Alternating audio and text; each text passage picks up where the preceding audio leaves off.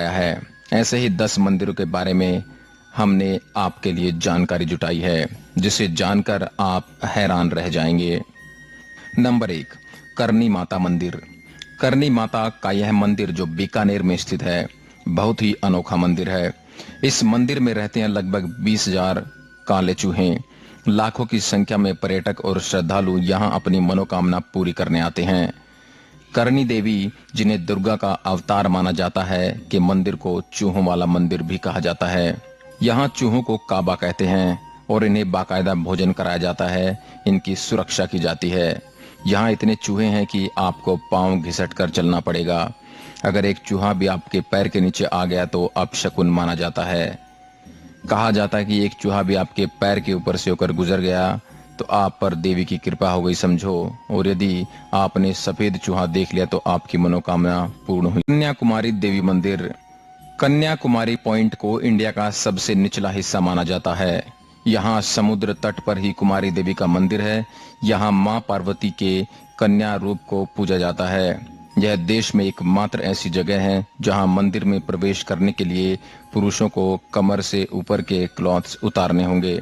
पौराणिक मान्यताओं के अनुसार इस स्थान पर देवी का विवाह संपन्न न हो पाने के कारण बचे हुए दाल चावल बाद में कंकड़ पत्थर बन गए। कहा जाता है इसलिए ही कन्याकुमारी के बीच या रेत में दाल और चावल के रंग रूप वाले कंकड़ बहुत मिलते हैं। आश्चर्य भरा सवाल तो यह भी है कि ये कंकड़ पत्थर दाल या चावल के आकार जितने ही देखे जा सकते हैं। प्राकृतिक सौंदर्य। यदि आप मंदिर दर्शन को गए हैं तो यहाँ सूर्योदय और सूर्यास्त भी देखें। कन्याकुमारी अपने सनराइज दृश्य के लिए काफी प्रसिद्ध है। सुबह हर विश्रामालय की छत पर टूरिस्टों की भारी भीड़ सूरज की अगवानी के लिए जमा हो जाती है। शाम को अरब सागर में डूबते सूरज को देखना भी यादगार होता है। उत्तर की ओर करीब 2 से 3 किलोमीटर दूर एक सनसेट पॉइंट भी यहाँ है।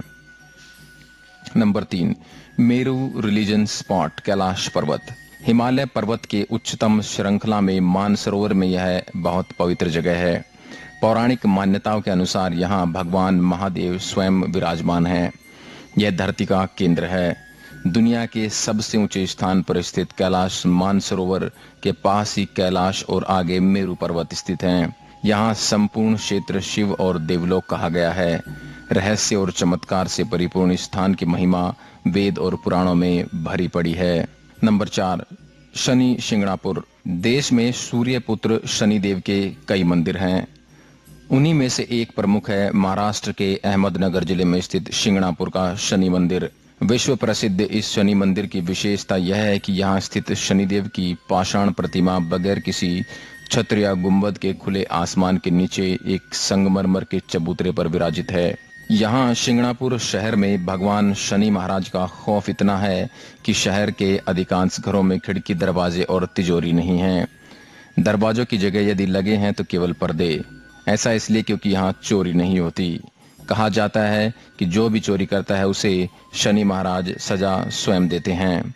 इसके कई प्रत्यक्ष उदाहरण देखे गए हैं। शनि के प्रकोप से मुक्ति के लिए यहाँ पर विश्व भर से प्रति शनिवार लाखों लोग आते हैं।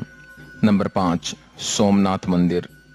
सोमनाथ मंदिर एक महत्वपूर्ण हिंदू मंदिर है जिसकी गिनती 12 ज्योतिर्लिंगों में सर्वप्रथम ज्योतिर्लिंग के रूप में होती है।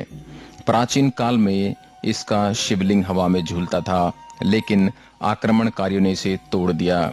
माना जाता है कि 24 शिवलिंगों की स्थापना की गई थी, उसमें सोमनाथ का शिवलिंग बीचों बीच था। इनमें से कुछ शिवलिंग आकाश में स्थित कर्क रेखा के नीचे आते हैं। गुजरात के सौराष्ट्र क्षेत्र में वेरावल बंदरगाह में स्थित इस मंदिर के बारे में कहा जाता है कि इसका निर्माण स्वयं चंद्रदेव ने किया था। इसका उल्लेख ऋग्वेद में भी मिलता है। इस स्थान को सबसे रहस्यमय माना जाता है। यदुवंशियों के लिए यह प्रमुख स्थान है। इस मंदिर को अब तक 17 बार नष्ट किया गया है और हर बार इसका पुनः निर्माण किया गया है।